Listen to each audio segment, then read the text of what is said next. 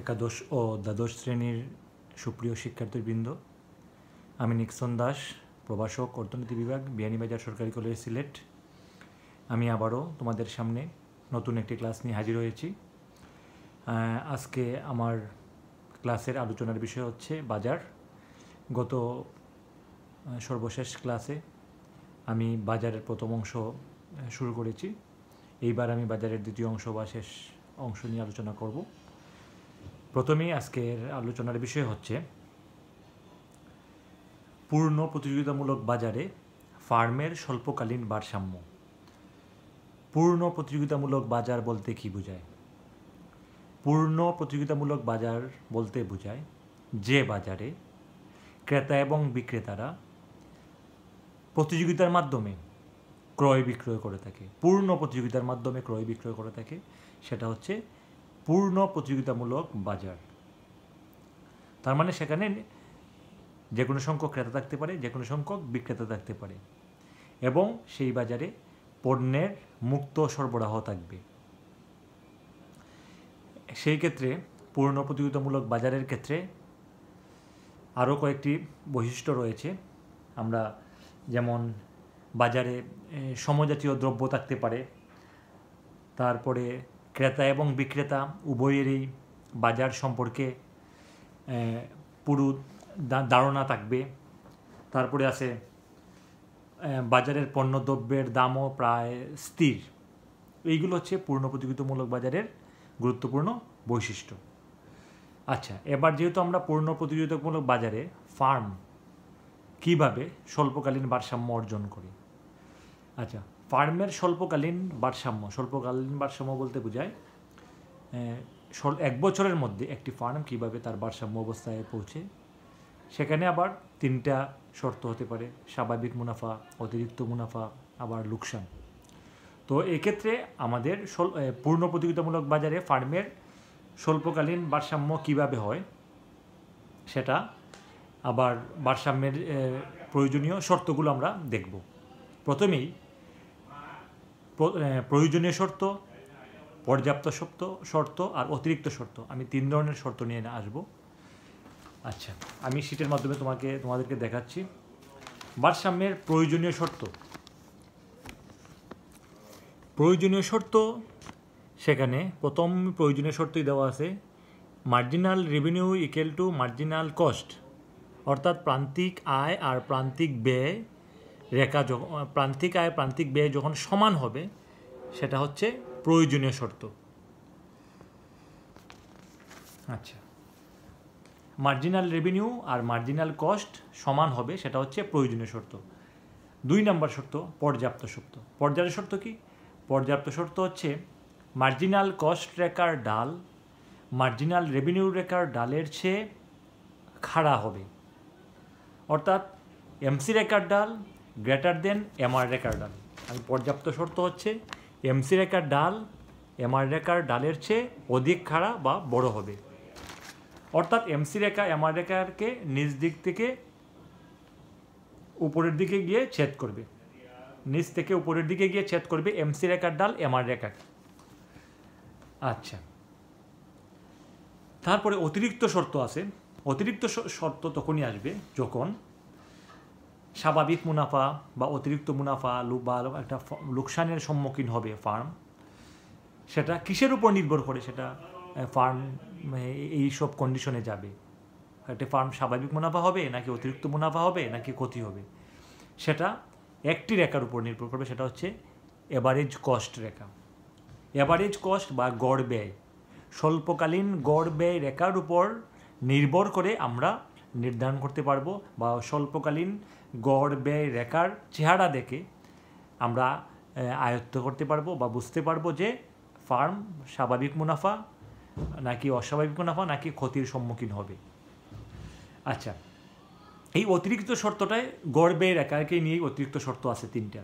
প্রথমটা হচ্ছে price equal to average cost, সেটা হবে স্বাভাবিক মুনাফার ক্ষেত্রে। অস্বাভাবিক মুনাফা বা অতিরিক্ত মুনাফার ক্ষেত্রে average cost greater than price হবে।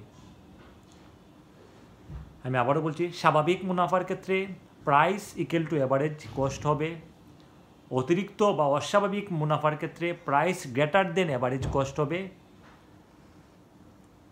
আর ক্ষতি বা লোকসানের ক্ষেত্রে বা যখন ক্ষতি স্বীকার করে উৎপাদনে যাবে সেক্ষেত্রে average cost greater than price হবে। এই হচ্ছে তিনটি অতিরিক্ত শর্ত। প্রথম অতিরিক্ত শর্ত হচ্ছে price equal to average cost. 2 নম্বর অতিরিক্ত শর্ত হচ্ছে price greater than average cost. 3 নম্বর অতিরিক্ত শর্ত হচ্ছে average cost greater than price. Greater than average variable cost, যখন ফার্ম উৎপাদন ক্ষতি স্বীকার করে উৎপাদন কন্টিনিউ করবে বা উৎপাদন চলমান রাখবে, সেটা হচ্ছে average cost greater than price greater than average variable cost. এই হচ্ছে প্রয়োজনীয় অতিরিক্ত শর্ত। তার মানে আমরা 3 ধরনের শর্ত পাইলাম: স্বাভাবিক, প্রয়োজনীয় শর্ত, পর্যাপ্ত শর্ত আর অতিরিক্ত শর্ত। এই শর্তগুলো আমরা দেখলাম। এবার আমরা চিত্রের দিকে যাব। প্রথমেই খেয়াল করো, এখানে আমি 3টা চিত্র আঁকছি। একটা হচ্ছে স্বাভাবিক মুনাফার ক্ষেত্রে পূর্ণ প্রতিযোগিতামূলক বাজারে ফার্ম কিভাবে স্বাভাবিক মুনাফা অর্জন করবে, পূর্ণ প্রতিযোগিতামূলক বাজারে ফার্ম কিভাবে অস্বাভাবিক মুনাফা অর্জন করবে, পূর্ণ প্রতিযোগিতামূলক বাজারে ফার্ম কিভাবে ক্ষতির সম্মুখীন হবে বা ক্ষতির, এই 3টা চিত্রের সাহায্যে আমি বর্ণনা করব। হ্যাঁ, সবাই প্রথম চিত্রের দিকে তাকাও। স্বাভাবিক মুনাফা। স্বাভাবিক মুনাফার প্রয়োজনীয় শর্তগুলো কী ছিল? প্রথম প্রয়োজনীয় শর্ত ছিল এমসি রেখা আর এমআর রেখা সমান হবে। এমসি আর এমআর পরস্পরকে ছেদ করবে বা এমসি এবং এমআর সমান হবে। সেখানে এ বিন্দুতে, চিত্রের এ বিন্দুতে দাম হচ্ছে P0। ওই দামে এমসি রেখা আর এমআর রেখা পরস্পরকে এ বিন্দুতে ছেদ করছে। তার মানে এখানে এই রেখাটা হচ্ছে প্রাইস রেখা, অ্যাভারেজ রেভিনিউ রেখা, মার্জিনাল রেভিনিউ রেখা। ভূমি অক্ষের সমান্তরাল যে রেখাটা, এই রেখাটার নাম হচ্ছে প্রাইস। যে দামে বিক্রি করবে, এটি ফার্ম উৎপাদন করার পরে যে দামে বিক্রি করবে সেটা হচ্ছে P0, আর এই উৎপাদনের পরিমাণ হচ্ছে Q0। তাহলে ফার্মের স্বাভাবিক মুনাফা অর্জিত হবে এ বিন্দুতে। কোন বিন্দুতে স্বাভাবিক মুনাফা অর্জিত হবে? এ বিন্দুতে। তার মানে এ বিন্দুতে এমসি আর এমআর রেখা সমান। প্রয়োজনীয় শর্ত পূরণ করছে। তারপরে ছিল প্রয়োজনীয় শর্ত, পর্যাপ্ত শর্ত কী ছিল? এমসি রেখা এমআর রেখার চেয়ে অধিক খাড়া হবে। অর্থাৎ এই হচ্ছে এমআর রেখা, আর এমসি রেখার নিচ থেকে উপরের দিকে এমআর রেখাকে ছেদ করে উপরের দিকে চলে গেছে। তার মানে আমাদের পর্যাপ্ত শর্ত ও পূরণ করেছে। 3 নম্বর ছিল কী শর্ত? অতিরিক্ত শর্ত। অতিরিক্ত শর্ত কাকে নিয়ে? অ্যাভারেজ কস্ট রেখাকে নিয়ে। অ্যাভারেজ কস্ট রেখা কী করছে? অ্যাভারেজ কস্ট রেখা কী হবে? পি ইকুয়াল টু এসি হবে। মানে যে দামে বিক্রি করবে সেটা পি আর এসি পরস্পরকে এ বিন্দুতে ছেদ করছে। তার মানে পি আর এসি সমান। যে দামে বিক্রি করবে উৎপাদন খরচ হচ্ছে ও P0, যে দামে বিক্রি করবে সেটা হচ্ছে ও P0, আর সেখানে এই এ বিন্দুতে পি এবং এসি পরস্পর সমান হয়েছে। তার মানে এখানে স্বাভাবিক মুনাফা, এ বিন্দুতে স্বাভাবিক মুনাফা অর্জিত হয়েছে। আচ্ছা, এবার আমরা যাব 2 নম্বর চিত্রে। অতিরিক্ত মুনাফা কখন অর্জিত হবে? অতিরিক্ত মুনাফার শর্ত কী ছিল? অতিরিক্ত মুনাফার ক্ষেত্রে আমরা যেটা প্রথমেই আমরা প্রয়োজনীয় condition MC equal to MR আমরা দেখব ঠিক আছে কিনা। এমসি আমরা দেখব এখন কোন বিন্দুতে? এ বিন্দুতে এমসি এবং এমআর পরস্পর সমান রয়েছে, কারণ এ বিন্দুতে প্রয়োজনীয় শর্ত অতিরিক্ত পর্যাপ্ত শর্ত হচ্ছে এমসি রেখা এমআর রেখার চেয়ে অধিক খাড়া বা নিচ থেকে উপর দিকে ছেদ করছে। তারপরে 3 নম্বর হচ্ছে পি গ্রেটার দেন এসি। তার মানে এসি রেখা এই যে এসি রেখা পি রেখার নিচে অবস্থিত। তার মানে পি গ্রেটার দেন এসি। সেক্ষেত্রে উৎপাদনের পরিমাণ হচ্ছে O P naught A Q1, O P naught A Q1 এই দামে বিক্রি করছে, আর উৎপাদন খরচ হচ্ছে ও P1 E Q1। তার মানে তার আয় হবে কি, রেভিনিউ হবে P0A P1E বা P0 P1E।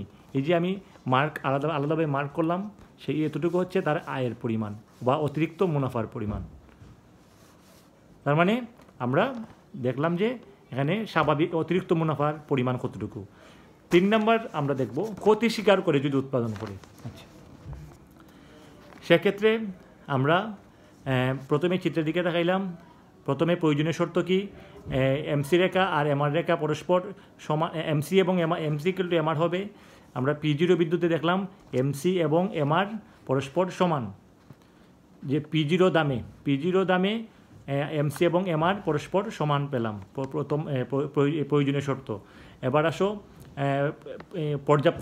পর্যাপ্ত শর্ত কি, পর্যাপ্ত শর্ত হচ্ছে এমসি রেখা এমআর রেখার চেয়ে অধিক খাড়া, সেটাও আমরা এখানে পাইলাম এমসি রেখা খাড়া, এমআর রেখা ভূমি অক্ষের সমান্তরাল, তার মানে এমসি রেখা উপরের দিকে চলে গেছে। 3 নম্বর শর্ত ছিল কি, অ্যাভারেজ কস্ট রেখা প্রাইস রেখার উপরে হবে, তার মানে অ্যাভারেজ কস্ট বা এই গড় ব্যয় বেড়ে যাবে। গড় ব্যয় যখন বেড়ে যাবে তখন এই যে এসি চলে গেছে উপরে, এই যে অ্যাভারেজ গড় রেখা সেটা P2তে চলে আসছে। এখানে P2 হচ্ছে দাম, ও P2 হচ্ছে দামের পরিমাণ। এক্ষেত্রে আমরা গড় ব্যয় পাইলাম অ্যাভারেজ কস্ট, তার মানে অ্যাভারেজ কস্ট এখানে P রেখার উপরে অবস্থিত, আমাদের ভারসাম্য দামের উপরে অবস্থিত। আচ্ছা, তার মানে এক্ষেত্রে যদি ফার্ম উৎপাদন করে, এক্ষেত্রে ক্ষতির পরিমাণ, এক্ষেত্রে যদি আমাদের এই ক্ষতির পরিমাণ দাঁড়ায় ডিএফ পরিমাণ, যদি এই ডিএফ পরিমাণ যদি ক্ষতি হয় তখন এটা হচ্ছে স্থির ব্যয় ক্ষতির পরিমাণ হচ্ছে ডিএফ। এখন যদি ফার্ম মনে করে না আমার এই ক্ষতি স্বীকার করে আমাকে উৎপাদন চালিয়ে যেতে হবে, এক্ষেত্রে ক্ষতির পরিমাণ হবে ইএফ পরিমাণ। এই যে নতুন একটা অ্যাভারেজ ভেরিয়েবল কস্ট সেটা হচ্ছে ইএফ পরিমাণ হচ্ছে এই যদি ফার্ম উৎপাদন কন্টিনিউ করে বা উৎপাদন চলমান রাখে, সেক্ষেত্রে ক্ষতির পরিমাণ হচ্ছে ইএফ পরিমাণ। তাহলে ইএফ আর ডিই সমান, তাহলে ক্ষতির পরিমাণ দাঁড়াবে ডিই বা ইএফ। অর্থাৎ ফার্ম যদি যখন ফার্মের ক্ষতি হবে, সে যদি উৎপাদন বন্ধ করে দেয়, সেক্ষেত্রে তার মোট ক্ষতির পরিমাণ দাঁড়াবে ডিএফ পরিমাণ। আর যদি ফার্ম ক্ষতি স্বীকার করে তার উৎপাদন কন্টিনিউ করে, তার মানে তার ক্ষতির পরিমাণ দাঁড়াবে ডিই পরিমাণ বা ইএফ পরিমাণ। এই হচ্ছে পূর্ণ প্রতিযোগিতামূলক বাজারে ফার্ম কিভাবে স্বল্পকালে ভারসাম্য অর্জন করে। এই চিত্রগুলো তোমরা একটু ভালো করে দেখে নিবে বই থেকে। আচ্ছা, তারপরে দীর্ঘকালে কি হবে পূর্ণ প্রতিযোগিতামূলক বাজারে এই ফার্মের অবস্থা। যখন দীর্ঘকাল চলে আমরা বিবেচনা করব, এক্ষেত্রে দীর্ঘকালে শুধু স্বাভাবিক মুনাফা অর্জন হবে পূর্ণ প্রতিযোগিতামূলক বাজারের ক্ষেত্রে। দীর্ঘকালে শুধু স্বাভাবিক মুনাফা অর্জিত হবে। এবার আসো একচেটিয়া বাজার বলতে কি বোঝায়? একচেটিয়া বাজার বলতে বিক্রেতা একজন, ক্রেতা অসংখ্য। তার মানে উৎপাদনকারী প্রতিষ্ঠান হবে একটা, উৎপাদনকারী বা বিক্রয়কারী প্রতিষ্ঠান হবে একটা, আর ক্রেতা থাকবে অসংখ্য। সেটা হচ্ছে একচেটিয়া বাজারের সংজ্ঞা, ডেফিনেশন। আচ্ছা, এবার আসো আমরা একচেটিয়া বাজারের ক্ষেত্রে কিভাবে ফার্ম স্বল্পকালে ভারসাম্য অর্জন করবে। আচ্ছা, একচেটিয়া বাজারে ফার্মের স্বল্পকালীন ভারসাম্য আমরা পূর্ণ প্রতিযোগিতামূলক বাজারের ক্ষেত্রে যে প্রয়োজনীয় শর্ত, পর্যাপ্ত শর্ত, অতিরিক্ত শর্ত পেয়েছি, সেম শর্তগুলো হবে, জাস্ট চিত্রের কিছু পরিবর্তন হবে। ঠিক আছে, আমরা পূর্বের পূর্ণ প্রতিযোগিতামূলক বাজারে price equal to average revenue is equal to marginal revenue. ঠিক আছে, সেটা ছিল ভূমি অক্ষের সমান্তরাল। এই যে P equal to AR equal to MR, সেটা ছিল ভূমি অক্ষের সমান্তরাল। কিন্তু একচেটিয়া বাজারের ক্ষেত্রে মার্জিনাল রেভিনিউ এবং অ্যাভারেজ রেভিনিউ রেখার চিত্র চেঞ্জ হয়ে যাবে। সেক্ষেত্রে মার্জিনাল রেভিনিউ রেখা নিচের দিকে নিম্নগামী হবে, আবার এভারেজ রেভিনিউ হবে নিম্নগামী এর চেয়ে, এবং মার্জিনাল রেভিনিউ রেখা ইয়ার রেখার চেয়ে বেশি নিম্নগামী হবে, অধিক নিম্নগামী হবে। আচ্ছা, এবার আমরা একচেটিয়া বাজারে ফার্মের স্বল্পকালীন ভারসাম্য দিকে খেয়াল করি। একচেটিয়া বাজারের আমি বললাম একটু আগেই যে প্রয়োজনীয় শর্ত হচ্ছে এমআর ইকুয়াল টু এমসি হবে। 2 নম্বর পর্যাপ্ত শর্ত হচ্ছে এমসি রেখার ডাল এমআর রেখার ডালের চেয়ে অধিক খাড়া হবে, অর্থাৎ এমসি রেখা এমআর রেখাকে নিচ দিক থেকে ছেদ করে যাবে। অতিরিক্ত মুনাফা হচ্ছে অতিরিক্ত শর্ত হচ্ছে স্বাভাবিক মুনাফার ক্ষেত্রে পি ইকুয়াল টু এসি হবে, অতিরিক্ত মুনাফার ক্ষেত্রে পি গ্রেটার দেন এসি হবে। আর ক্ষতি স্বীকার করে উৎপাদন করলে এসি গ্রেটার দেন পি হবে, greater than average variable cost. এই হচ্ছে অতিরিক্ত শর্ত 3টা। তার মানে শর্তগুলো পূর্ণ প্রতিযোগিতামূলক বাজারের ক্ষেত্রে যে শর্তগুলো পেয়েছি আমরা আর একচেটিয়া বাজারের যে শর্তগুলো পেয়েছি সেম। এখন শুধু জাস্ট চিত্রগুলো আলাদা হবে। কোন চিত্রগুলো আলাদা হবে আমরা চিত্রগুলো একটু দেখব, খেয়াল করব। স্বাভাবিক মুনাফার ক্ষেত্রে দেখো আমরা ভূমিহককে নিলাম উৎপাদনের পরিমাণ, লম্বককে নিলাম দাম বা ব্যয়। আচ্ছা, সেক্ষেত্রে আমাদের প্রথম শর্ত ছিল এমসি রেখা এবং এমসি আর এমআর সমান হবে। প্রয়োজনীয় শর্ত ছিল দেখো এই যে এমসি রেখা আর এমআর রেখা কিন্তু নিম্নগামী, এমআর রেখা নিম্নগামী, এমসি রেখা ঊর্ধ্বগামী, নিচ থেকে উপরে দিকে এমআর নিচের দিকে আসছে। তারা পরস্পর ছেদ করছে E0 বিন্দুতে। তার মানে E0 হচ্ছে ভারসাম্য বিন্দু। এক্ষেত্রে ভারসাম্য দাম কিন্তু P0 আর ভারসাম্য বিন্দু হচ্ছে E0। তার মানে এখানে আমরা যখন এই আমাদের যে ছিল এই প্রয়োজনীয় শর্ত ছিল এমসি এবং এমআর রেখা যখন পরস্পরকে ছেদ করবে তখনই ফার্ম স্বাভাবিক মুনাফা অর্জিত হবে, আর এমসি এবং এমআর পরস্পর সমান হবে। আচ্ছা, তার মানে E0 বিন্দুতে এমসি এবং এমআর সমান। এক্ষেত্রে স্বাভাবিক এ বিন্দুতে average cost Rekha P equal to AC হবে। অতিরিক্ত শর্ত ছিল আমাদের পি আর এসি সমান হবে স্বাভাবিক মুনাফার ক্ষেত্রে।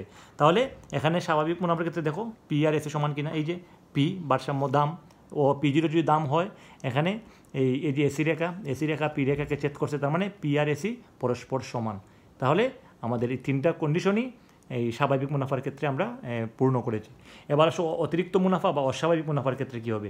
অস্বাভাবিক মুনাফার ক্ষেত্রে কী হবে, প্রথমে ছিল এমসি এবং এমআর ছেদ করতে সমান হবে, এই যে এমসি রেখা, এই যে এমসি রেখা, এই যে এমআর রেখা। 2 নম্বর শর্ত ছিল ওই পর্যাপ্ত শর্ত ছিল এমসি রেখার স্লোপ এমআর রেখার স্লোপের চেয়ে অধিক খাড়া হবে। এই যে এমসি রেখার স্লোপ খাড়া, এমআর রেখার নিচের দিকে অধোগামী, এবং এভারেজ রেভিনিউ রেখাও নিচের দিকে অধোগামী। তবে আর এভারেজ রেভিনিউ রেখার চেয়ে এমআর রেখা অধিক অধোগামী, অধিক নিম্নগামী বা অধোগামী। আচ্ছা, এবার গেল 2টা শর্ত।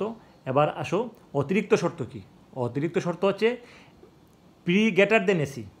তার মানে এই যে আমাদের ভারসাম্য দাম যদি P1 হয়, তাহলে এসি রেখা কিন্তু এই যে নিচের দিকে চলে আসছে, মানে গড় ব্যয় রেখা এক্ষেত্রে এই সি বিন্দুকে ছেদ করছে, গড় ব্যয় রেখা সি বিন্দুকে ছেদ করছে।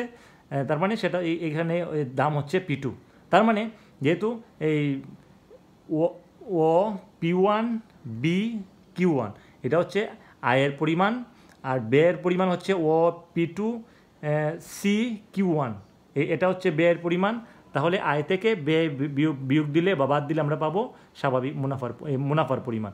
সেটা মনে হচ্ছে P1 B C P2, এতটুকু হচ্ছে যে মার্ক করা যে জায়গাগুলো হচ্ছে সেটা হচ্ছে অতিরিক্ত মুনাফা। আচ্ছা, তার মানে এক্ষেত্রে আমাদের অতিরিক্ত যে শর্ত ছিল কি পি গ্রেটার দেন এসি। তার মানে যে দামে বিক্রি করব, আমাদের উৎপাদনের পরিমাণ যে দামে বিক্রি করব সেটা এভারেজ কস্ট রেখার চেয়ে বেশি হবে। তার মানে পি গ্রেটার দেন এসি। এরপরে আসো ক্ষতি স্বীকার করে উৎপাদন। আচ্ছা, এক্ষেত্রে আমাদের প্রথম শর্ত ছিল কি এমআর ইকুয়াল টু এমসি। এই যে আমাদের কোন বিন্দু E0 বিন্দুতে এমআর এবং এমসি। 2 নম্বর শর্ত ছিল এমসি রেখা এমআর রেখাকে ছেদ করে যাবে, উপরের দিকে ছেদ করে যাবে, এই যে গেল এমসি রেখা, এই যে এমআর রেখা নিচের দিকে নিম্নগামী। 3 নম্বর শর্ত যেগুলো ছিল কি এসির ক্ষেত্রে, এক্ষেত্রে এসি কোথায় যাবে, এসি পি এর চেয়ে অনেক উপরে, এই যে পি রেখা, এই যে এসি রেখা পি এর অনেক উপরে, এই যে পি, এটা ছিল P1 বা পি। এক্ষেত্রে এই এসি উপরে চলে গেছে, P2তে চলে গেছে, এক্ষেত্রে আমাদের P2তে চলে গেছে। তাহলে এক্ষেত্রে যদি আমাদের ক্ষতির পরিমাণ কতটুকু হবে, এক্ষেত্রে ফার্মের ক্ষতির পরিমাণ হবে FH, এক্ষেত্রে ফার্মের ক্ষতির পরিমাণ FH। তার মানে এক্ষেত্রে যদি অ্যাভারেজ ভেরিয়েবল কস্ট থাকে, আমরা এখানে ক্ষতির পরিমাণ হচ্ছে FH। আচ্ছা, তাহলে যদি ফার্ম উৎপাদন বন্ধ করে দেয় তাহলে ক্ষতির পরিমাণ হচ্ছে FH। কিন্তু যদি ফার্ম মনে করে না, আমার যা ক্ষতি হয়েছে আমি উৎপাদন বন্ধ করব না, আমি উৎপাদন চলমান রাখব, এক্ষেত্রে তার উৎপাদনের পরিমাণ ক্ষতির পরিমাণ কমে GH পরিমাণ বা FG পরিমাণ, GH আর FG সমান, তার মানে ক্ষতির পরিমাণ হয়ে যাবে GH পরিমাণ। এক্ষেত্রে ফার্ম কন্টিনিউ করলে তার মানে ক্ষতির পরিমাণ কম দাঁড়াবে। এই হচ্ছে আমাদের পূর্ণ প্রতিযোগিতামূলক বাজারে ফার্মের স্বল্পকালীন ভারসাম্য এবং একচেটিয়া বাজারে ফার্মের স্বল্পকালীন ভারসাম্য। আশা করি তোমাদের এই চ্যাপ্টার তোমাদের ক্লিয়ার হয়েছে, তোমরা বুঝতে পারছো এটার মূল বাজারের আমাদের কী কী পড়তে হবে, কোন কোন বিষয় গুরুত্বপূর্ণ। তো তোমাদেরকে বলবো এই বিষয়গুলো আসলে তোমরা নিজেদেরকে প্র্যাকটিস করতে হবে, নিজেরা চিত্রগুলো আঁকতে হবে, কোন রেখাটা কীরকম, marginal revenue, marginal cost, average revenue, average cost, তারপরে আরও অন্যান্য যে রেখাগুলো পেয়েছি, মার্জিনাল কস্ট, মার্জিনাল রেভিনিউ, এই রেখাগুলোর আমরা যদি বারবার এগুলো না আঁকি, প্র্যাকটিস না করি, সেগুলো কিন্তু আবার ভুলে যাবো। তো আমার ইয়ে থাকবে যে তোমাদের প্রতি এই চ্যাপ্টারটা খুবই গুরুত্বপূর্ণ, পরীক্ষা সব সময় পরীক্ষাতে এই প্রবলেম থাকে এই চ্যাপ্টার থেকে। তো তোমরা এই পূর্ণ প্রতিযোগিতামূলক বাজারের ক্ষেত্রে ফার্মের স্বল্পকালীন ভারসাম্য আর একচেটিয়া বাজারের ক্ষেত্রে ফার্মের স্বল্পকালীন ভারসাম্য, এই দুইটা বিষয় তোমরা খুবই ভালো করে মনোযোগ দিয়ে পড়বে, চিত্রগুলো বারবার আঁকবে, প্র্যাকটিস করবে। আমি আশা করি এই দুইটা থেকে সবসময় যত পরীক্ষা হবে সবসময় এই দুইটা থেকে আসবেই মানে প্রশ্নগুলো, কারণ যেহেতু ইম্পর্টেন্ট বাজার সম্পর্কে ধারণা তোমাদেরকে অবশ্যই পেতে হবে। আজকে বাজারের ক্লাস এতটুকুই, কারণ বাজার চ্যাপ্টার শেষ, আমরা পরবর্তীতে আরেকটি চ্যাপ্টার নিয়ে আসব।